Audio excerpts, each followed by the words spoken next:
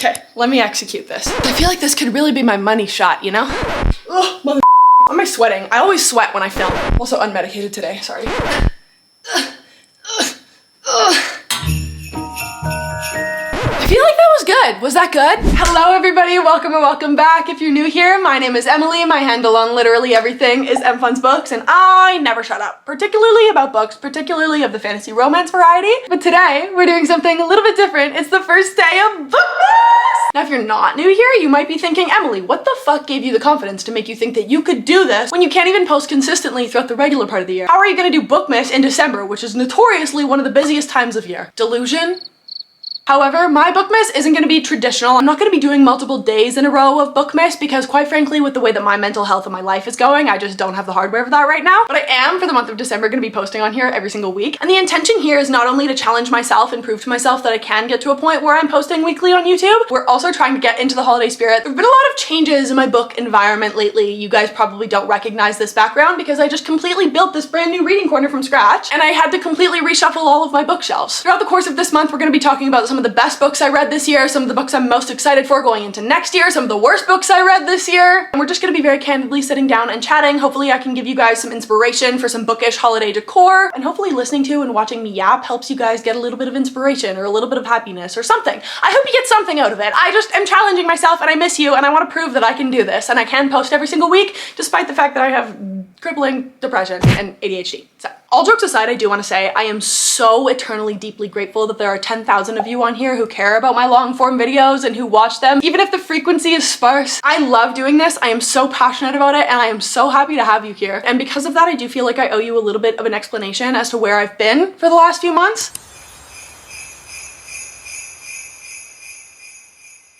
If you follow me on any of my other platforms, I still have been posting on TikTok and Instagram frequently because I just find with short form content, I'm still obviously putting my all into it and giving it all that I got and putting out the highest quality of videos that I can on those platforms, but YouTube is just a whole different beast for me. I have OCD. So like I will sit down and edit YouTube videos and I will cut out every breath that I take if I think that it's gonna lose somebody's attention. And I always watch my videos back from the perspective of somebody like me, a neurodivergent bitch with no attention span. So I try to make my videos truly as captivating as I possibly can because every second that goes by, I'm just scared that people are swiping away and not watching, even though I know that that's the shtick. I know that that's how it works. I am an over-the-top perfectionist, and that part of myself, coupled with the fact that I do have clinical depression and anxiety and ADHD, doesn't really bode well for frequent long-term posting, especially during the winter months. I won't get too into it because today is a very joyful video, but I did want to get that off my chest just because I know how hard the holidays are for people and like the winter and fall months in general. And I told myself I wasn't gonna cry on the internet, so it fucking sucks sometimes. Like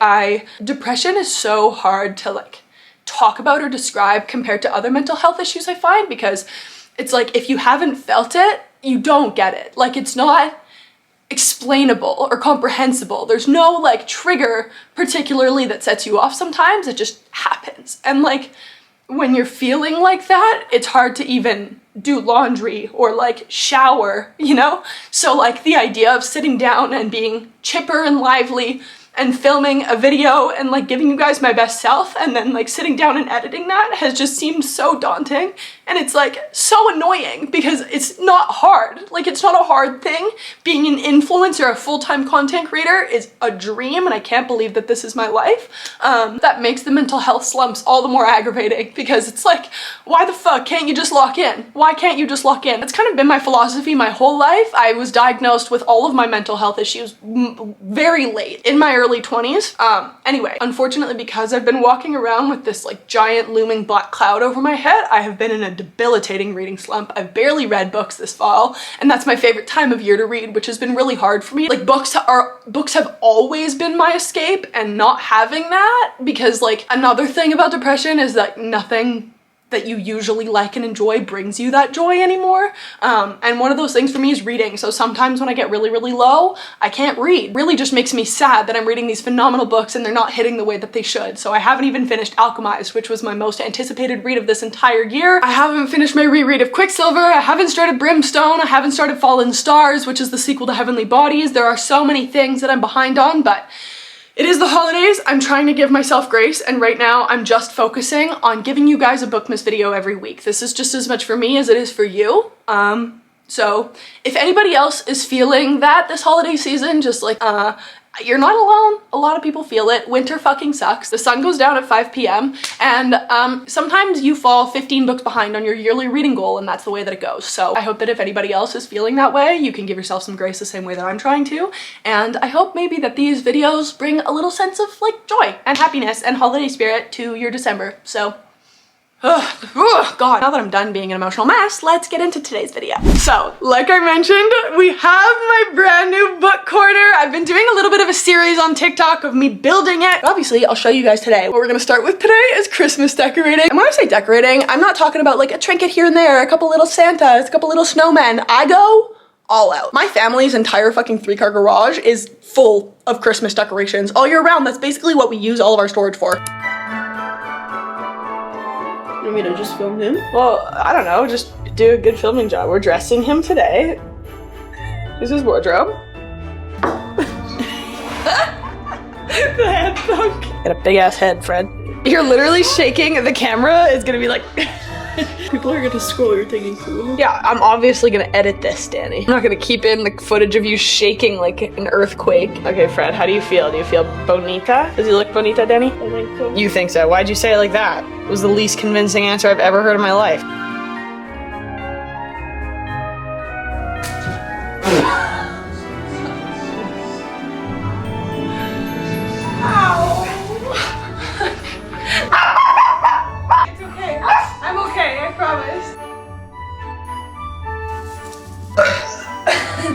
Did you hear that? Do you remember that scene? Yeah.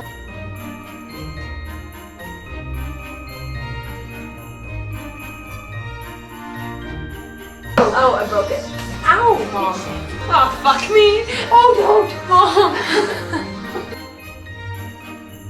Why are you breaking my balls? Oh, I'm stuck in my hair. Did I just snort? I think you just snotted is more like it. Yeah. Ew.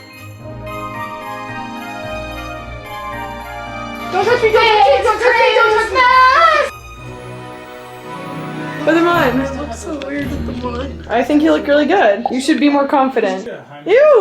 Don't put your toe on my camera. First, let me just show you guys the before and what we're working with. Here's my workspace. This is where I do all of my stuff. This is messy for me, I promise. Usually it's like a little bit neater than this. There's like a lot of cords going on right now. I don't like that. Anywho, here's the reading corner itself. This is gonna be like basically the new center for all things filming. Like my priority TBR, I would say. And do you guys like my little mushroom lamp? Look at how stunning she is. This was obviously inspired by my Queen Laura because every single video that I ever see of her living room has made me want one of these tables, so. And then we have this adorable little bookshelf lamp over here, which I just thought would be kind of fun to be able to put some more books and decorations on. We've got my gallery wall that I put together from scratch. So these are all pages out of one of my used copies of Clockwork Princess because that's one of my favorite books and trilogies of all time. And then we have a map from the world of Alchemized. We've got some Taylor Swift lyrics. We've got some more Taylor Swift lyrics. We've got a little homage to one of my favorite series ever. More Taylor Swift lyrics. And then we've got some adorable artwork, which I think encompasses both of my personalities perfectly. And obviously we've got a map of Throne of Glass because that's my soul series and my favorite book series of all time. This right here is the primary destination for us today. This is where my little Christmas village is gonna go, and she's gonna be the centerpiece for all of our decorations. We're gonna decorate, and then I'm gonna give you guys a full tour of all of my bookshelves because I've never done that before somehow.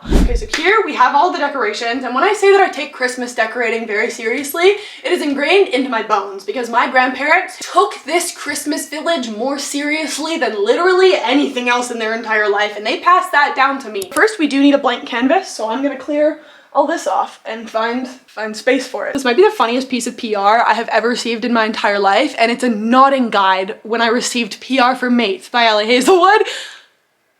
If you haven't read that yet, get on it. First things first, you always want to protect your surface from like the bottoms of the houses and stuff like that because they can leave scratches, especially mine, which are very, very old. So I do have this stuff, and it also disguises the colors that when you put the snow down, you can't like see that dark wood under it, you know?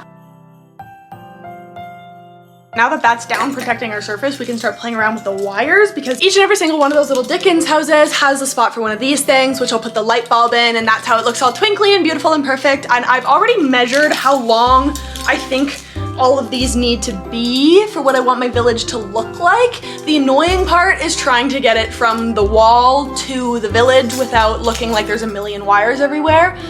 So I have like 3 extension cords ready to go, and we're gonna rip this out. Call me an electrician. The main thing that you want to ensure with these villages is that each and every house is plugged into the same power source and it has one of these little guys. Otherwise, you're gonna have to unplug it and plug it back in every single time you want to use it, and it gets really annoying. Or you're gonna have to individually switch each and every one of the houses on. I can't be bothered to do that, so I can just switch it on and off with a little light switch. It's perfect. All else fails as a content creator, I know what my backup calling is. At this point in time, if you're a little bit skeptical, that's understandable because it looks like this. However, we're rolling. This is exactly where we want to be, okay? It's a trust the process kind of thing. Now we need to measure kind of where I want the houses to go. My grandpa literally made all of these for us. Like, he took all these little individual Dickens people and he glued them onto here, and he glued on these little trees, and he made these little trees. Like, he got them and he put the snow on them himself. Every little thing in this Dickens village was made or labeled or organized with so much care and precision by him, and it's just so, like, it carries so much more emotional value than you think it does at first glance, you know?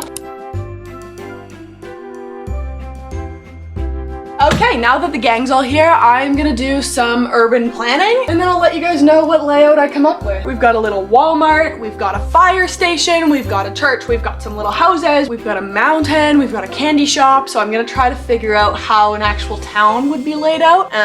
Yeah, stay tuned. Add urban planning to the resume, I guess. Okay, so here's roughly the layout that I'm thinking. Over in the corner here, we have like the town square. We've got a candy shop, a Walmart, a skating rink, a tea room, a fire station with a little bell. We've got a church, and then we've got our residential area over here, and this is like my favorite part, my pride and joy really. I absolutely love making the village look like it's actually like a livable neighborhood. I don't know what it is, but it's so cozy. One thing I will say that is game-changing when it comes to these villages, you have to keep some boxes and use it to create some dimension underneath the snow, because if it's all just flat, it looks fake. Does that make sense? Now it's time to make sure that all the wires can actually reach and screw the lights in and test those, so.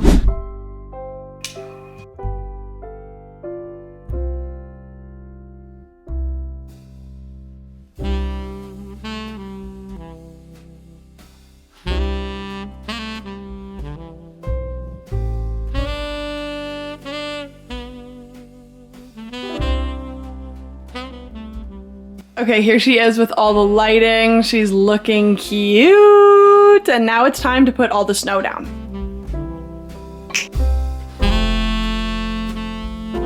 Okay, so now that the snow is on, all the houses are back in their spots, all the wiring is pretty much hidden, I think that we're in the home stretch. And the last step for decorating is decorating, essentially. All the little knickknacks, the trees. Now we have to actually bring the village to life. So, this is my favorite part.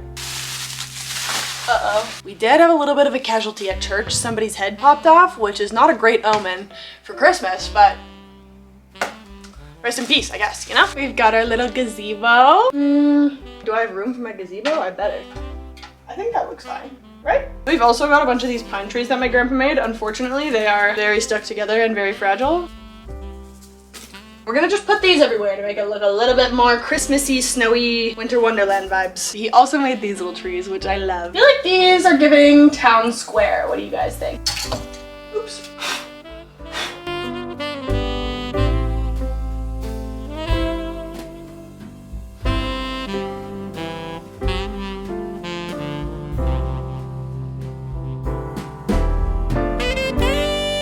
Now we have all of our trees up, so the final step is to decorate it with people. And the thing about these is that no detail can be skipped, because the more little intricate details, the more lifelike and cozy the village feels, okay? I don't make the rules, I just enforce them. But like, look how cute. Where should I put these guys? Where should they be caroling? I guess they could be caroling outside church. We have a bunch of little skaters for the skating rink.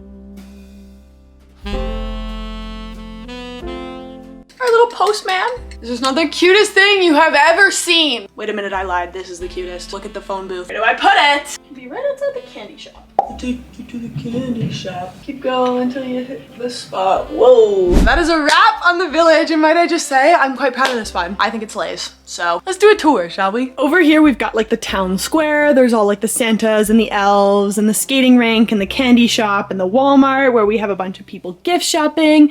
There's a bunch of skaters on our skating rink, the tea room. home, the fire station, the bridge, the church, and then here is suburbia over here at a little treehouse with some kids playing up there. Is it incredibly overstimulating and overcrowded? Yes, but that's exactly how I like it because that's the Christmas aesthetic that I go for. It's the one that reminds me the most of my childhood, so. The whole minimalist, white, beige Christmas thing is not for me. I love like borderline overstimulating, cozy, warm, red and green Christmas hues, and that's what I try to encapsulate every single year. I also have another village upstairs, which is a little bit better than this one because it's like our grade A houses that we present to the general public when people come over because nobody comes to my reading corner except for me and my dog.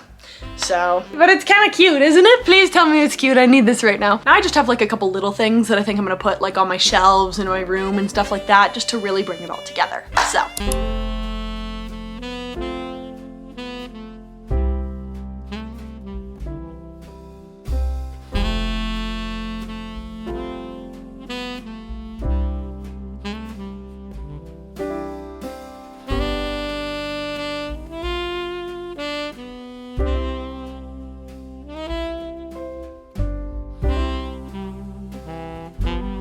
Okay, it is officially 6 p.m. That didn't take me as long as I thought it might. Sometimes the village can get a little bit out of hand, but it is now nighttime. So we're gonna wrap this up with a little bookshelf tour. As somebody who has been making content for 2 years now, oh my god, it's actually 2 years to the week. 2 years ago this week, I started posting on Book Talk. That is fucking crazy. If you would have told me 2 years ago that this is where I was right now, I would never have believed you, ever, ever, ever. However, somehow in that time, I haven't done a bookshelf tour because I've been tentative whether or not I'm gonna keep my bookshelves the way that they are. So now that my reading corner out in the living room is built and I've moved some things around, I feel confident showing you guys what I got going on. First and foremost, this whole corner unit right here is my fantasy shelf, but it's the fantasy that I have read. So up on the top shelves, we've got the elites of the world, okay? We've got Throne of Glass, my beautiful prize special edition. I really, with everything in me want those Acrylopix legacy ones, but specifically the locations, they are stunning, and also they're $500. So unfortunately, that's not really within my realm of reality right now, but one day, mark my words, they're gonna be up there. Obviously, we have all of my ACOTARs, including my original editions, because I did in fact start reading these way back when they were still coming out. I guess they are still coming out right now, but it doesn't fucking feel like that anymore, Sarah. And then obviously the Crescent Cities. So essentially this whole top shelf right here is Sarah J. Maas, because like I owe her everything in terms of getting me back into reading after my little stupid lull that I went through in high school. But this one in particular is stunning because my friend got me the Mads Schofeld page overlays. If you're an OG Sarah J. Maas fan, like before AI slop took over the internet, you'll recognize the name Mads Schofeld, let me tell you, because the art that this woman is capable of producing, oh my god. All of my favorite scenes in this book have the most beautiful little page overlays with them, and I'm obsessed. This is like definitely one of the most thoughtful gifts anybody has ever gotten me. So Jen, if you're watching this, I love you, and this is still on my very top shelf. And then here also in my rank of elites, we have the Knight and the Moth, Metal Slinger, Alchemized. I'm not done Alchemized yet, like I mentioned at the beginning of this video, but we're gonna get there eventually. And I already know it's gonna be one of my favorites of all time, okay? So we've preemptively put her up here. Then we've got Servant of Earth and Princess of Blood, because this is a new addition to my God tier list this year. If you haven't read those yet, I'd like to describe it as like the character dynamics of ACOTAR meet the world and like the confusing fairiness of The Cruel Prince. Does that make sense? My indie special edition of Quicksilver that I got right when it came out, and then these bad boys right here are all my Carissa Broadbents, and I do in fact have the full hardcover set of all the original Daughter of No Worlds covers. Infinitely better than the new ones, don't come for me. But I feel like indie hardcovers in general do have a little bit more thought put into them than like traditionally published ones. I don't know if that's a hot take or not. I don't know what it is. And then on this shelf right here, we have the Mindfuck series, both versions, because god damn do I love the Mindfuck series. If you need to get out of a reading slump, the Mindfuck series is gonna do it for you every time. It's technically 5 books, but it fits into like a hardcover this thick.